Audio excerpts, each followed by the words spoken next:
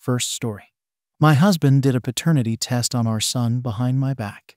And from there, our relationship went into a downward spiral. My husband and I have been together for 6 years and married for 3. Our relationship has always had a bit of trust issues on both sides. I figured no one is perfect, and it never seemed like that big of a problem. But obviously, now with this situation, I feel like I missed a huge red flag. And by the way, this is relevant. I am white and my husband is black. We had our first child 2 years ago, and things were great.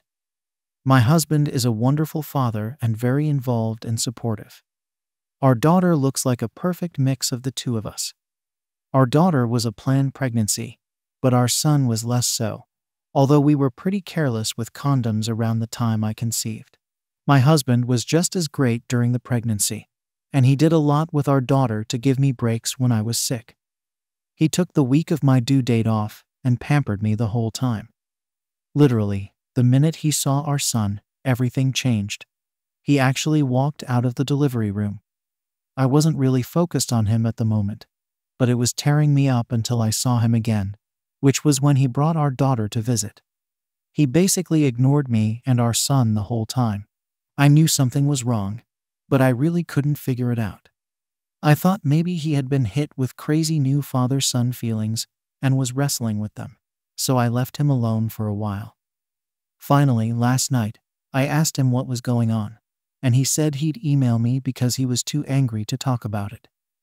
This morning I received his email, and it was basically him saying our son is a white baby, and he is clearly not the father. He told me he won't be involved in me or our son's lives until he gets a paternity test proving he is the father. This really blew me away. I haven't told anyone I know yet because it's so new. I am kind of hoping he's a crazy dad, and we will laugh about this soon, so I don't want to tell anyone and taint their image of him. At the same time, I am pissed because he is saying he thinks I cheated, and he can't even talk to me about it. And right now, I think he's really stupid. Our son is much lighter than our daughter, but he still looks like his dad. I am not doing the test, but I don't know how to reply to his email other than with a big F you.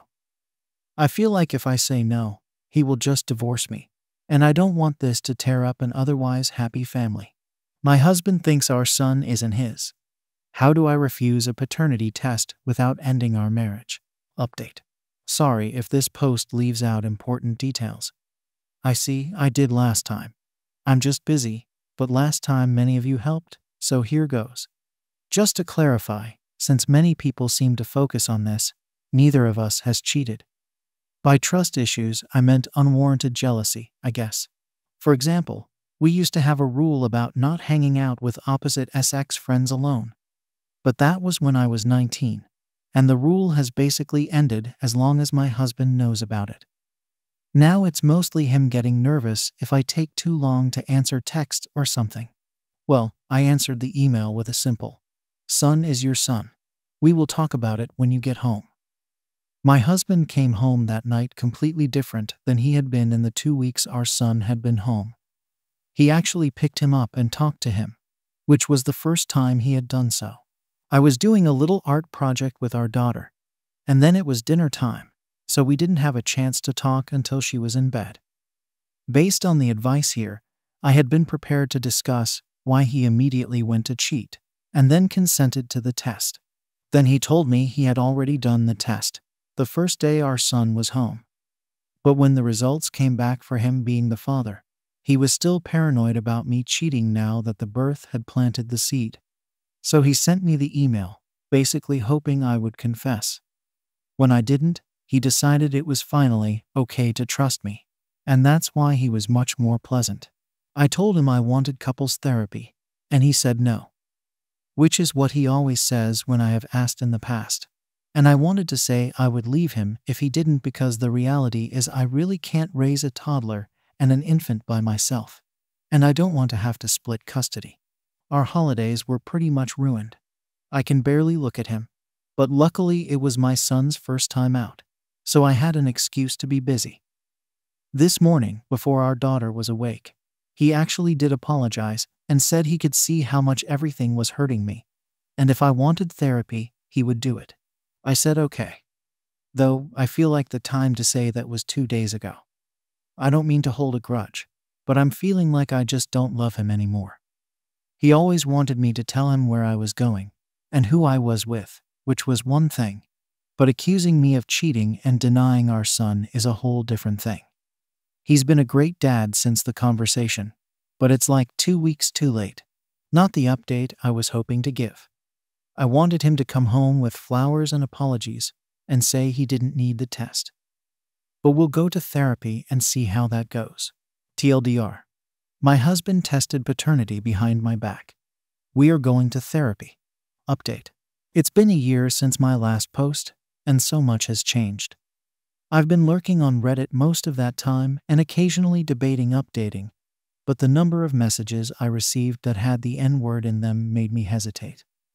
But I feel good about how everything is going at this point, and I hope this might help someone else. My ex and I are no longer together. He bailed on the therapy at multiple points, and his behavior became more and more unstable. I told his mom, and she tried to talk to him about it all. In response, he moved out and basically disappeared. We are not divorced, but we have had no contact since February 2015. The longer we spent apart, the more I realized how free I felt. I downplayed his issues a lot in my posts because I was still stuck in it all. I was not allowed to leave the house hardly at all while caring for our daughter. I had no friends and limited contact with my family, and even though he had his good moments, he was just horribly mean in the most underhanded way, telling me I was eating too much, asking why I hadn't showered that day because I smelled I didn't, and making comments about hoping our daughter didn't grow up like me. It was never that he hit me, screamed at me, or even got mad, so it never felt like that big of a deal to me until I had space. My kids are doing great. My daughter misses her dad a lot. He really did treat her well, but I know she's better off without him. His mom is still a big part of our lives, and that helps. I've started working, and she watches my kids during the day.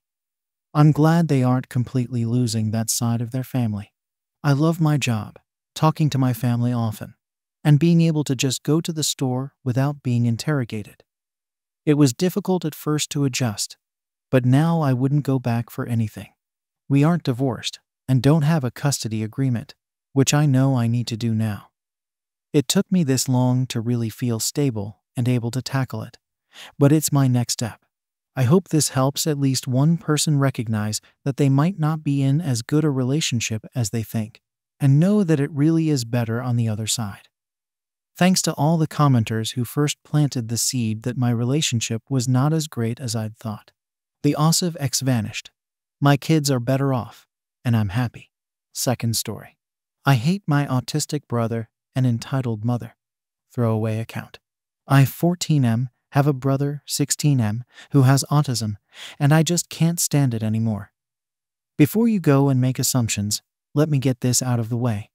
He's not like the autistic people you see on the news or online. He's a perfectly functional, intelligent person.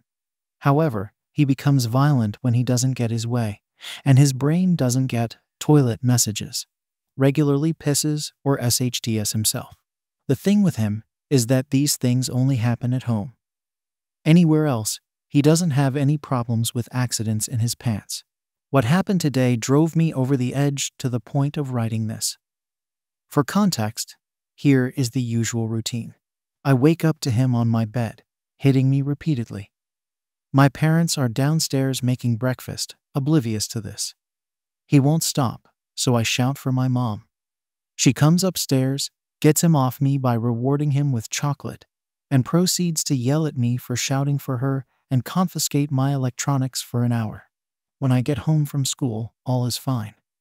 I do some homework and go on the Xbox. After around 30 minutes on the Xbox, he does the same thing. It hits me over and over, leaving me with no choice but to call for my mom. She again rewards him for stopping before proceeding to tell me off and confiscate my electronics for the rest of the day. I'm writing this with the phone one of my friends bought for me, which I keep under my bed. as this is the only way I get to use technology for over 40 minutes a day.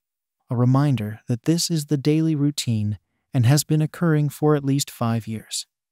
However, what happened today was even worse. He'd seen a Lego set that he wanted, and he beat me up until he got it. I shouted for my mom, but this time she did something different. She let him order all the Lego he wanted from my debit card. I've been saving up doing my paper round for 2 years to buy a PC, and he just spent £400 of my money on Lego.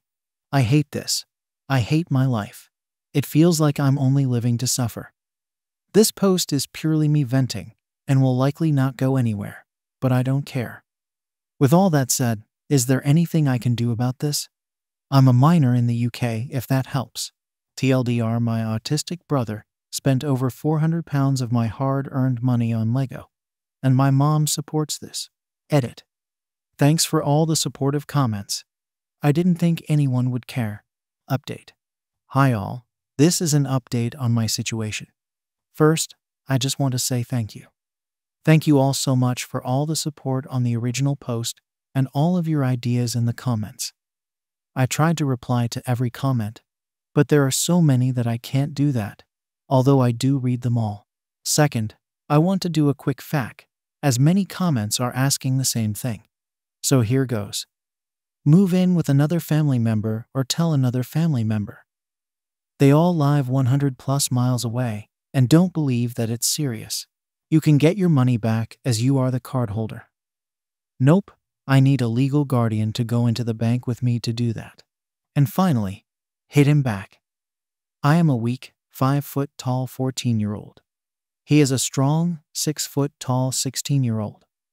This would cause more harm to me because he would attack back harder, and my mom would punish me more.